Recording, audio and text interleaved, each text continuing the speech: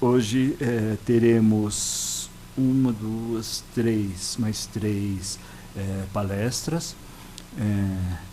A primeira vai ser do professor Carlos Augusto Morales Rodrigues, onde estão os hotspots dos raios em São Paulo e no Brasil. Boa tarde. O professor Carlos Augusto Morales Rodrigues é doutor e atua como pesquisador no departamento, professor pesquisador no Departamento de Ciências Atmosféricas do Instituto de Astronomia, Geofísica e Ciências Atmosféricas da USP, Universidade de São Paulo. Ele é bacharel e mestre em meteorologia, também pela USP, Universidade de São Paulo, com PhD pela University of Connecticut, nos Estados Unidos. Tem pós-doutorado pela Colorado State University, atua na área de pesquisas com raios e é livre docente pela Universidade de São Paulo também. Professor, o senhor tem 30 minutos para proferir a palestra. Boa palestra. Bom, hoje, ou seja, eu vou fazer uma apresentação para vocês onde são os locais que mais caem raios no Brasil e em São Paulo. Tá? Mas antes de começar, muitos de vocês são da área de proteção contra descargas atmosféricas. Então é importante saber uma definição muito importante para vocês. Né? Eu discuto bastante com ele sobre isso, que é a atualização do mapa de raios, ou mapa de densidade de raios que tem no Brasil. E uma coisa que é importante, vocês têm que saber uma diferença muito grande do que é entre um flash e o que é um stroke. Tá? A norma brasileira, vocês usam flashes. Flashes quer dizer todo o sistema que compõe uma descarga atmosférica, que é o quê? Uma descarga de retorno e as descargas subsequentes. Então, muitas vezes, para nós da área de meteorologia ou área de ciência de eletricidade atmosférica, para a gente, raio é que tocou no chão ou fechou o canal. E ele é bem diferente do que é um flash. Tá? O flash é a primeira descarga de retorno, que é isso aqui que vocês vão ver, isso aqui que a gente mede no aparelho. Se não neutralizar o centro de carga, eu vou ter descargas subsequentes. Então, muitas vezes o mapa diz para você, um flash, eu posso ter 4 raios lá. Ok? Vocês têm que tomar muito cuidado com isso. Tá? Porque nos mapas que eu vou mostrar, eu estou dizendo de raios, não estou dizendo de flashes. Os números que eu tenho são de 2 a 3 vezes maiores do que a norma brasileira. Tá? Então, vocês têm que tomar muito cuidado. Então, mostra para mim um vídeo que está escrito CG. É o primeiro. Depois eu vou mostrar um outro vídeo para vocês, que aí vai complicar mais a vida de vocês. Tá? Esse daí. Esse é o raio que eu mostrei para vocês. São 4 descargas. Vocês viram a primeira. Daqui a pouco vai aparecer a segunda, a terceira e a quarta. Então, bom, você pode voltar do começo de novo e apagar um pouquinho a luz, que aí fica, o pessoal consegue ver com mais. Só para. Esse foi o raio que eu mostrei para vocês, que eu medi com uma antena aqui embaixo, que é o que a gente mede. Você vê a primeira descarga, seguida de uma descarga logo em seguida, e vão aparecer mais 3 descargas subsequentes, associados ao mesmo flash. Esse flash teve duração de 350 milissegundos. Tá? Agora vocês viram a segunda. Tá? E assim por diante. Então, o que acontece? O teu sistema, quando a gente começa a falar sobre raios, o que a gente está medindo é isso daqui. Tá? É basicamente, são essas coisas. Deixa eu ver onde que aparece o computador.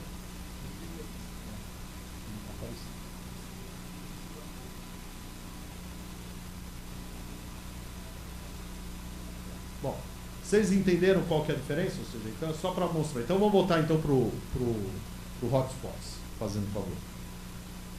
Tá? Então, é a ideia. Então o que eu vou mostrar? Eu vou separar a apresentação em duas. Tá? São 2 sistemas de detecção de raios diferentes. Um é a Starnet, que mede descargas atmosféricas, basicamente nuvem e terra, sobre toda a América Latina. Tá? Ou seja, eu tenho um sistema de detecção de longas distâncias que a gente consegue monitorar. Então esse é o mapa de densidade de raios dentro de uma área de 3 por 3 quilômetros, que foi feita a partir dos dados de 2012 até 2018 e 2019. Tá? E vocês conseguem identificar algumas regiões onde tem a maior incidência de raios. Então, quanto mais rosinha e violeta for, para preto, maior vai ser a densidade de raios, que é acima de 32 raios por quilômetro quadrado por ano. Não necessariamente esses 32 raios vão estar distribuídos igualmente ao longo do ano. Pode ser que num dia só aconteceu aquele raio. Então você tem que usar esse valor junto com o índice seorânico para você saber quão frequente é a tempestade naquela região. Bom, então eu vou usar o sistema de detecção de raios da Starnet para vocês, tá? E ele basicamente é o seguinte, ele é um sistema de VLF, ele tem uma eficiência de detecção de 32 a 39% de detecção de raios, tá? Ou seja, que é o strobes, e acima de 70% dos flashes. Por quê? Porque o flash, na verdade, é a descarga de retorno com as descargas subsequentes. Então eu deteto pelo menos a primeira. As outras 3 ou 4 eu não deteto. Então por isso que aumenta a eficiência de detecção de flash. Os vendedores adoram mostrar isso daqui só, tá? O flash, ele nunca vai te mostrar o dos raios, tá? E a precisão de localização, como ele é um sistema de VLF, é entre 1 km até 2 km, mais ou menos, dentro da área que circunscreve a região aqui do Brasil, e aqui de 2 a 5 km no resto da região. Então, dependendo da aplicação que você usar, ele está muito bem, serve para te indicar, ou seja, sobre aonde tem as tempestades ou não. Tá? Então, aqui, quando vocês olham esse mapa, né, baseado numa climatologia de 7, 8 anos, né, vocês conseguem identificar, né, as regiões onde tem a maior densidade de raios. No passado, né, falava-se que somente a região sudeste era onde concentrava a maior densidade de raios. Né? Mas o que acontecia em terra de cego, caolho é rei, não é isso? A rede que existia só cobria a região sul e sudeste, então ele só havia raios no sudeste. Então, por isso, São Paulo era o campeão de raios. Né? Só que quando a gente começa a ver, existem outras regiões no Brasil que têm muito mais raios do que, na verdade, São Paulo. Então, quando a gente olha aqui na América Latina, né, eu tenho o quê? Um dos principais é o Lago do Maracaibo, né, que é nessa região aqui, que vocês estão vendo ali na Venezuela. Essa região, ela tem condições ideais. Primeiro, que está próxima do Equador. Segundo, está próximo do oceano. Né, e aqui cria-se uma circulação junto com a orografia que está em torno do Lago do Maracaibo, que provoca tempestades contínuas, quase todos os dias do ano. Tá? Mais de 300 dias ao ano com tempestades, que se formam basicamente à noite. Essa outra região aqui da Colômbia também é favorecida, né? Principalmente por causa da região dos Andes e da proximidade da zona de convergência intertropical. A segunda região de maior incidência de raios da América Latina fica aqui na Bolívia, né? E no Peru. São os pontos mais altos que tem. E uma das características principais dessa região é que tem 2 vales ali dentro. Uma região que é um deserto, e em seguida depois você tem a montanha dos Andes. E uma das coisas principais nessa região é que você tem nuvens que se formam, ou seja, a partir do vento que vem do Oceano Pacífico, sobe a montanha, e eles vão encontrar o fluxo que vem da região amazônica, sobre essas 2 regiões. E acaba, então, intensificando a formação de tempestades nessa região. Por isso, a gente acaba observando nessas 2 regiões. A outra parte que é muito interessante, que é a região mais continental do Brasil, é o Tocantins. Muita gente não dá bola para ela, né? Simplesmente a gente só lembra dela quando dá um apagão de eletricidade, né? E é por causa da linha que tem ali, né? E é uma das regiões onde você tem a maior densidade de raios e o menor número de dias por ano com tempestades elétricas. Né? Ela só dura durante a estação de transição da seca para a chuvosa, de agosto até setembro. Depois não cai mais raio. Tá? E ela fica concentrada em 60 dias. Então é bem característico e bem atípico. Aqui uma das coisas que a gente tem é uma região onde tem bem continental. Eu tenho um rio aqui dentro, eu tenho vegetação e eu tenho pequenas orografias que auxiliam a formação de tempestades bem severas nessa região. Outra região onde tem muita atividade elétrica, é conhecida, é a região do Mato Grosso do Sul, né? Em especial aqui do lado do Paraguai. E aqui a gente tem um sistema meteorológico, um sistema de alta pressão, ou um sistema de convergência nessa região, que auxilia a formação de tempestades que tem mais ou menos de 500 a 1000 quilômetros de raio. Tá? Elas duram de 12 horas a 48 horas, elas se deslocam em direção ao Paraná e ao estado de São Paulo, eventualmente, e elas são abastecidas por 2 fontes. Uma fonte de calor e umidade que vem da Amazônia e a outra de ar frio e seco que vem da Argentina e acaba intensificando a formação dessas tempestades severas. Elas ocorrem o ano inteiro, mas durante as estações de transição elas são muito mais frequentes. Aliado a isso, vocês estão vendo aqui nessa região que ficou roxinho, né? Para quem conhece ali Corumbá, todas aquelas coisas, ou seja, ali você tem um rio ali, e você cria uma circulação adicional que acaba intensificando bastante a formação de tempestades e o aumento do número de raios. Tá? E aí vem o famoso estado de São Paulo, né? O campeão de raios até a década de 2000. Né? E aí você vê, ou seja, tem aqui uma densidade, uma mancha bem grande, né? Em São Paulo, aqui no Vale do Paraíba, e depois outro aqui no Volta Redonda. Né? E não necessariamente é a mancha provocada por um efeito urbano, ou seja, a poluição que faz isso. Na verdade, para quem é de São Paulo, né, sabe muito bem que a gente tem dois rios aqui, o Rio Pinheiros e o Rio Tietê. Né? É um vale ali. Então, se vocês olharem aqui, é todo o vale. Aqui você tem a Serra do Mar e aqui você tem a Serra da Mantiqueira. Essas condições ideais auxiliam a formação de tempestades. Por isso que canaliza nessa região e você tem alta densidade de raios. E vocês notem que a maior densidade de raios está na Zona Leste, não é porque tem corintiano não, tá? É porque é a zona de saída das tempestades que vem do interior de São Paulo e propagam-se sobre a cidade de São Paulo. E uma das coisas muito importantes que vocês têm que lembrar é o quê? Essa região aqui, né, a gente está a menos de 40 quilômetros, 50 quilômetros da costa, em Santos. E o que acontece é que a brisa marítima sobe, forma nuvens e acaba se chocando com as massas de ar que vem do interior. E aí intensifica, você enriquece essas tempestades e acabam então intensificando, formando mais raios sobre essa região. Tá? Essa região de Volta Redonda, em Nova Iguaçu, é um efeito orográfico que a gente acaba observando também aqui dentro. Tá? Bom, e aí quando você fala sobre locais, né, a gente pode brincar e fazer ranking. O brasileiro adora fazer ranking. Né? O brasileiro é campeão de um monte de coisa. Né? E né, em raios a gente não é muito diferente. A gente tem mais ou menos da ordem de 160 milhões de raios nuvem-terra por ano. Tá?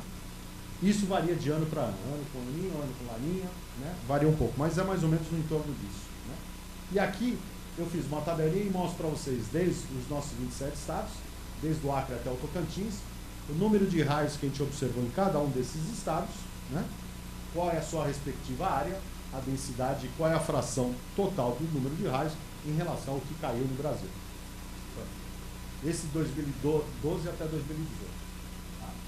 Eu preciso atualizar com a última. Então, o que acontece? Os estados que têm maior área, em princípio, vão ter maior número de raios. Só que depende de onde que eles estão localizados. Por exemplo, se você for olhar aqui o Amazonas, eu tenho 1,5 milhão, contra o Pará, 1,2 milhões. Um está em segundo lugar, o outro está em quarto lugar. São os estados de maior área. Mas por estarem perto dos trópicos, eles têm a maior atividade elétrica. O campeãozinho aqui dentro, quem que é? É o Mato Grosso, tem 900 milhões, né? Perdão, 900 mil quilômetros quadrados, e ele tem o maior número de raios observados. Tá? E é uma região, ou seja, bem ativa. Então tem uma média mais ou menos da ordem de 61 raios por quilômetro quadrado por ano. Tá? E depois a gente tem aqui, terceiro colocado, o Mato Grosso do Sul, que é o que tem a menor área, né? Ou seja, o terceiro que tem a menor área, que mostra pra gente, ou seja, aqui tamanho não é documento. Ele tem bastante atividade elétrica ali dentro, principalmente por causa ali da região. Então, quando você vai olhando, né, São Paulo, né, que está aqui, ou seja, ele está bem baixo, ou seja, comparado com os outros, ele não é assim tão atípico, né, como o pessoal vendia no passado. Então, quando a gente começa a olhar, a gente começa a verificar que as regiões compreendidas pelos estados do norte e centro-oeste são as regiões onde você tem a maior atividade elétrica do Brasil. Quando você coloca em termos de contribuição estadual, você vai ver que mais de 50% do número de raios é observado nesses 4 estados: Mato Grosso, Amazonas, Mato Grosso do Sul e Pará. Aí depois vem o resto. Tá? Se você não quer ter nada de raio, vai morar em Alagoas. É o estado que tem a menor densidade de raios. Tá? Bom, e aí quando você fala sobre proteção, a melhor coisa, em vez de eu falar no número de raios, é falar em termos de densidade de raios. Aí densidade de raios vai mudar por quê? Porque vai entrar a área de cada um dos estados. E aí quando a gente vai ver, o estado, do Mato Grosso do Sul é onde você acaba observando a maior densidade de raios. Então ele é o campeão em termos de densidade de raios, seguido por Tocantins. O Paraná, que não fazia parte da estatística, ou seja, como um ranking de raios, mas tem uma área menor, seguido do Rio Grande do Sul, Mato Grosso, e aí vocês vão ver aqui no nono colocado, aparece o estado de São Paulo. Então eles têm bastante atividade, e isso daqui é uma coisa importante para vocês fazerem, né, os estudos futuros. Né?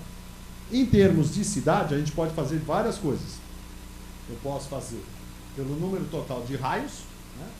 Qual é a densidade, ou seja, o número total de raios por ano. Né? Por exemplo, Corumbá, eu tenho mais de 1 milhão de raios por ano, seguido por Altamira, no Pará, 804 mil, São Félix do Xingu, também lá no Pará, mais de 758 mil, e aí eu começo a ficar migrando entre Amazonas, Pará e Mato Grosso do Sul. Então vocês vão ver que eu chego a ter regiões com mais de 400 mil raios por ano. Então é bastante raio, né, para cair por ano. E quando você vai olhar, a densidade ela é relativamente bem diferente do que você esperaria com o número total de raios. Por exemplo, em Corumbá, a densidade média é 17 raios por quilômetro quadrado por ano. É alto, se você for analisar para sistema de proteção.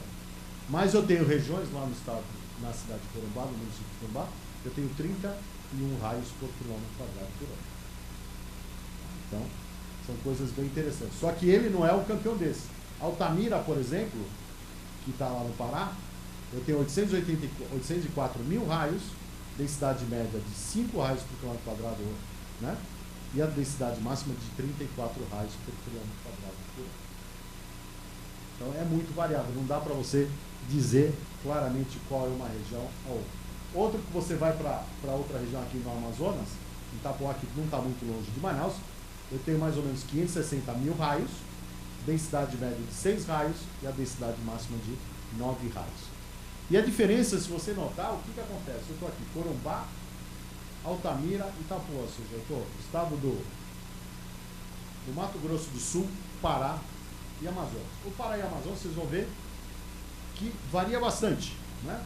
De uma região para outra, ou seja, eu estou muito próximo dos trópicos. Mas o que vai acontecer? Vai depender do tipo de sistema precipitante ou tipo de tempestade atuante que vai provocar mais raios ou menos raios. Então ela é independente do sistema atuante. Então não dá para você cravar com certeza, ou seja, uma região onde vai ter mais ou menos. Bom, em termos de densidade de raios, aqui aí você consegue ver, ou seja, Amaralina, ou seja, em Goiás, é a cidade onde tem a maior densidade de raios, 56, mas é um município extremamente pequeno, com pouco mais de 18 mil raios. Mas por causa de ser pequeno, ele tem a maior densidade de raios. Seguido depois aqui pelas cidades de Mato Grosso, Novo Santo Antônio, com 56, depois aqui Serra Nova Dourada, aí depois vem o Paraná Faxinal, né? E Bom Jesus do Araguaia com mais de 40 raios por quilômetro quadrado por ano. Mas o que acontece? São regiões muito pequenas. Ou seja, na hora que você distribui os poucos raios que caem lá dentro, a sua densidade acaba aumentando. Bom, agora para São Paulo eu vou mudar um pouco, nos últimos 10 minutos da apresentação para vocês, né? Eu vou usar um outro sistema. Em vez de usar a StarNet, eu vou usar a Linet. A Linet é um sistema de detecção de raios de alta precisão. Então o que acontece? Eu tenho antenas espalhadas aqui, eu tenho 9 antenas espalhadas no estado de São Paulo, uma no Paraná e outra lá em Minas Gerais, mas o meu foco é o quê? Monitorar raios com alta precisão. O que é alta precisão? Eu consigo ter uma resolução de entre meio quilômetro e 2 quilômetros. A gente fez uma validação recentemente, ela está com uma precisão de 200 metros de localização. Tá? E aí o que acontece? Como os sensores estão perto, né, e a tecnologia que a gente usa é um sistema híbrido de VLF com LF, eu não tenho linhas de base longas, ou seja, eu tenho curto. Então, a área de cobertura é 200 a 400 quilômetros de distância. Então, eu tenho que fazer uma rede menor. Por isso, eu posso ter a precisão que eu quero. Tá? Em termos de eficiência de detecção, né, aqui, ele coloca aqui de 80% a 90% dos raios nuvem terra, e aí são os raios, e 30% dos raios intranuvem. Então eu consigo medir tanto o raio nuvem terra como o raio intranuvem. Para o estudo aqui, ou seja, que eu vou mostrar para vocês, eu vou ficar simplesmente focado nos raios nuvem terra, que é o que interessa para vocês. Tá? Bom, então aqui é a climatologia, ou seja, da densidade de raios, a partir de 2015 até 2011, sobre a cidade de São Paulo, agora numa resolução de 1 por 1 quilômetro. Tá? Então os números vão mudar quando você compara com o de 3 por 3 quilômetros. E quando eu descer para 100 por 100 metros, vocês vão ver que vai mudar mais ainda. Tá? Eu consigo fazer isso daí.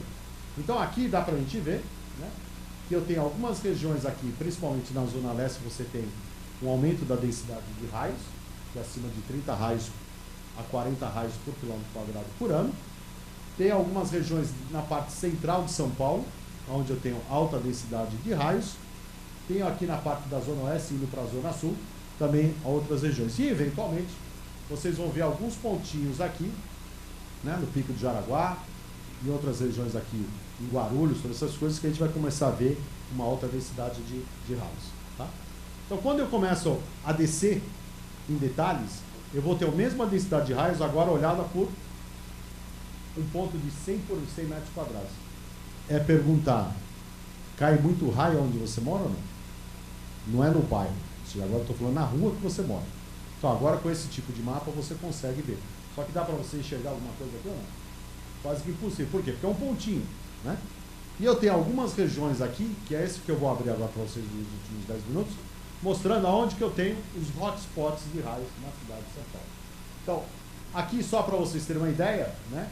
A região da Liberdade, né, a subprefeitura da Liberdade, o bairro, é o bairro onde você tem a maior densidade de raios, né, com 42 raios por quilômetro quadrado por ano, seguido da República e depois o Paris e a Consolação. Então vocês percebem o que, que é? É tudo da região da Paulista para baixo. Tá? Que essa é uma das coisas interessantes que a gente acaba observando. Tá? Então essas são as regiões que tem. Aqui tem o rankingzinho. Então na hora que a gente abre esse negócio, eu posso fazer o ranking dos raios. E aqui você vai ter o ranking dos raios por cada um desses, onde seriam os hotspots. Então, o principal aqui é onde a gente esperaria, é no Parque de Jaraguá, ou Pico de Jaraguá, onde eu tenho mais de 13 raios por ano lá, somente no pico. Só que no entorno dele, eu tenho 1 a 9 raios por quilômetro quadrado por ano e do lado 11. Então, muito provavelmente, todos esses raios, em vez de ter caído do lado, na verdade, caíram lá no Pico de Jaraguá. Ou seja, tem imprecisão do sistema. Depois eu vou ter aqui na região aqui da Liberdade, ok? Vou ter aqui em Cubatão, outra região bastante interessante, ok? Outra aqui em Guarulhos, Itaquaquecetuba, que eu vou mostrar para vocês com mais detalhes esse negócio. Então, como que a gente começa a olhar isso? Ou seja, eu consigo ver coisas interessantes. Eu coloco a posição desses raios no Google Maps ou no Google Earth e eu consigo identificar esses 3 pontos aqui dentro. Okay? Um aqui e outro aqui. Tá? Esses 3 pontos eu tinha, observei, 9, 10 e 13 raios por ano. Então, isso aqui é medir raio, aqui está o local para vocês fazerem o teste de qualquer coisa. Né? E o que é interessante aqui dentro? Notam, eu tenho prédio? Não, eu só tenho uma torre. Vamos para o próximo hotspot? Sapopemba. Tem um monte de prédio aqui? Não, é tudo região baixa. Né? Mas eu tenho torres de celulares perto. Vou para o Campo Belo? Tem o prédio alto? Tem. Tem prédios acima de 70, 80 metros de altura. Tá? Tem o torre de celular? Tem um monte de torre de celular por aqui. Tá? Aqui vocês estão vendo aqui, ó. Não sei se vocês conseguem ver esses símbolos de vermelhinho, parece um. Isso aí são torres de celular. Tá? Vamos para o Paris? A mesma coisa. Aqui é mais diferente ainda, ou seja, eu tenho o rio e aqui eu tenho muito de casa, tudo baixinho. Né? Mas eu tenho algumas torres de celular aqui dentro. E a gente começa a ver que essas regiões, elas começam a ter padrões. Né? Fora de São Paulo, eu vou para Cubatão, no meio do nada. Lá embaixo, indo lá para Santos. Essa região aqui eu tenho 3 raios por quilômetro por ano. Aqui nessa outra aqui não está menos de 500 metros, tenho 10 raios por ano. Só que essa linha verde aqui é uma linha de alta tensão. É uma torre. E nessa outra região de São Vicente, que está a menos de 500 metros, eu também tenho um outro linhão aqui dentro. Então vocês começam a perceber que aonde eu tenho os hotspots, não necessariamente são nas regiões altamente densas. São nas regiões onde eu tenho muita árvore ou coisas baixas. E eventualmente eu tenho alguns obstáculos mais altos. Tá? Guarulhos, a mesma coisa. Já é uma região mais densa. Não tenho prédio central, eu tenho muita fábrica, mas eu tenho torres de celular aqui dentro, da mesma forma que eu tenho Itaquaquecetuba. Tá? Então a gente começa a notar que esses hotspots, eles precisam do quê? Eles precisam de áreas abertas, que é isso que a gente conseguiu identificar, foi uma aluna minha, que fez o trabalho dela final. Geralmente região de mata e tem antenas ou torres altas. Então o que acontece? É o obstáculo que está sozinho lá. É como você estivesse no meio do deserto e tem uma tempestade em cima. A probabilidade de atingir você vai ser muito alta. Tá? Então essa que é a ideia, ou seja, se você tem muita coisa, a competição é muito grande. E aí você não tem uma densidade de raios tão alta. Tá? Então, só para vocês terem uma ideia, eu peguei aqueles mapas, né? Eu mostrei isso na última vez, mas agora, a gente entendendo melhor, depois que a gente começou a analisar, aqui mostra para vocês o número de raios, né? Ou seja, seria o hotspot dentro da cidade de São Paulo, e a altura dos prédios que a gente observou em cada um desses pontos, né? Na região metropolitana de São Paulo. Então vocês veem, aonde eu tenho regiões com prédios altos, não necessariamente eu tenho uma densidade de raios alta. Ou seja, aquele é o ponto mais próximo da nuvem, né? A região, à medida que você vai diminuindo a altura, você está vendo que está aumentando a densidade de raios. E aí você falou, peraí, ficou no meio do nada? Não. Essas regiões, onde eu tenho a maior densidade de raios, são as regiões arborizadas, parques, mas eu tenho torres do lado. Só que eu não consigo medir isso aí porque é uma estrutura física, quer dizer, o sistema da prefeitura não consegue medir isso. Mas aqui são as regiões onde a gente tem essas torres de alta tensão ou de comunicação. E elas que acabam, então, sendo atingidas na grande parte do tempo. Tá? Então, aqui eu vou mostrar para vocês uma outra coisa que é uma curiosidade. Todo mundo conhece a Avenida Paulista, sabe que ali está cheio de prédio alto, né? Eu tenho prédios acima de 70 a 80 metros, tenho várias torres, né, de telecomunicações, torres de celular. E aí eu vou mostrar para vocês, né, como é a densidade de raios. Na Avenida Paulista é o número de raios observado por ano em azul. Tá? Aqui começa na Praça Oswaldo Cruz e termina na Avenida da Consolação. Tá? Rua da Consolação. Então, na verdade, eu tinha que invertir esse negócio, para a gente, né, sair aqui da Consolação. Mas aqui vocês vão ver, ou seja, a medida...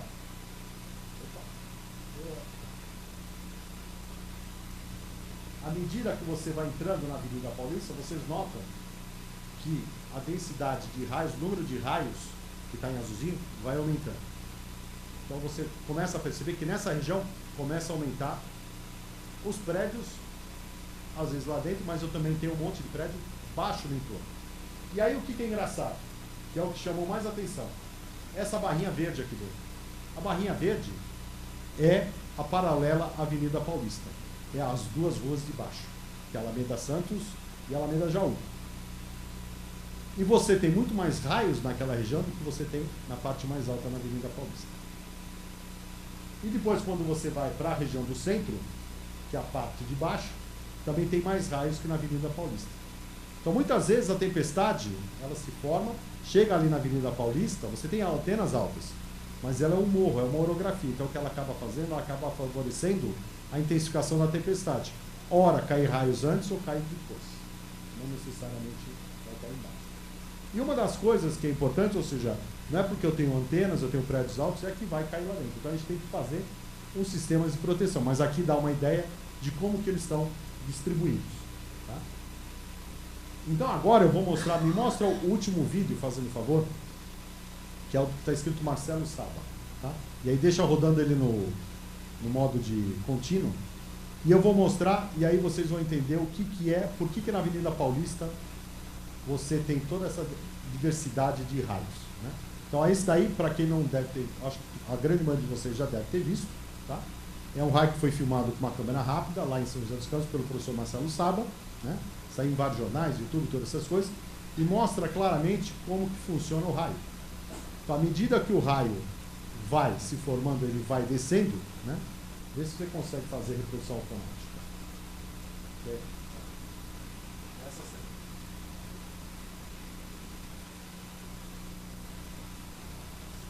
Eu já peguei.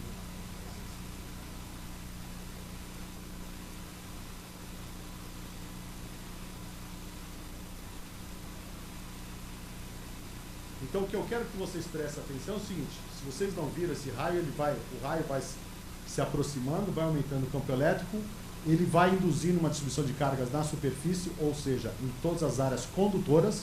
Então são todos os para-raios que vocês estão vendo vários para-raios vão subindo, né? Ou seja, ele vai subindo o raio, e um deles vai se conectar, que é o que está do lado direito, tá? Que é esse prédio que vocês estão vendo aí. Vocês acham que caiu no para-raio? Não. Aonde que ele caiu, gente? Na churrasqueira. Então, e aí? Você tem várias coisas para se conectar e ele se conectou bem na churrasqueira. E por que ele conectou na churrasqueira? Vocês sabem ou não? Estava mal feito. Onde que estava a gaiola de Faraday? Vocês viram ou não? A cinta? Na parte de baixo. Tá? Então o que acontece? O raio, ele vai se conectar com alguma dessas coisas. Não dá para dizer exatamente que ele vai cair no teu para-raio ou naquele prédio mais alto. Esse exemplo ele mostra claramente para a gente por que essa variabilidade que a gente tem na densidade de raios, mesmo tendo de uma região para outra. Tá? Então eu só coloquei isso daí para um comentário final para vocês pensarem e aí fomentar discussões lá na frente. Então era isso que eu tinha para apresentar. Obrigado.